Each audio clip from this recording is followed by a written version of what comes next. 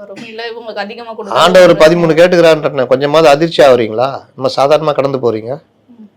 இவங்க 22 கேட்குறப்ப அவர் 13 கேட்கறதுல பெருசா தெரியல. அப்படி வரீங்களா? சரி. அப்புறம் மீதி 10 பேர் எங்க இருக்கிறாங்க கேட்டுக்கிறாங்க ஆண்டவர்கிட்ட. 13 கேட்டீங்க, 3 இருக்குது, மீதி 10 பேர் எங்க இருக்கிறாங்க? இன்னொன்று 13 தொகுதி சொல்லுங்க பார்க்கலாம் அப்படின்னுறாங்க. அப்புறம் என்ன சொல்றீங்க? தொகுதி என்பது பார்த்தீர்கள் என்றால் அது எம்எல்ஏக்கள் நிற்பது, எம்எல்ஏக்களும் நிற்பார்கள், சில தொகுதிகளில் எம்பியும் நிற்பார்கள்.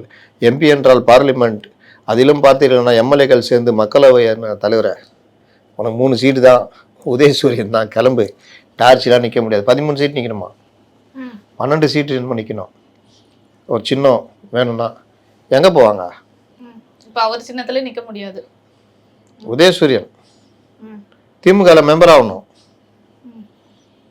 அப்படிதான் இதாகும். அதனால் அது அவரே பாவம் 13 கேட்குறாரு. அப்புறம் யார்? சிபிஎம் 15, சிபிஐ 15, இவங்களாம் பேசி வச்சு தான் செய்வாங்க 3 பேரும். முன்னாள் மக்கள் நல்ல கூட்டாளிகள்ல இவர் ஒரு 15 கேட்பார். அட்லீஸ்ட் 12 வச்சா கூட 36 சீட் இவங்களுக்கே போயிடும்.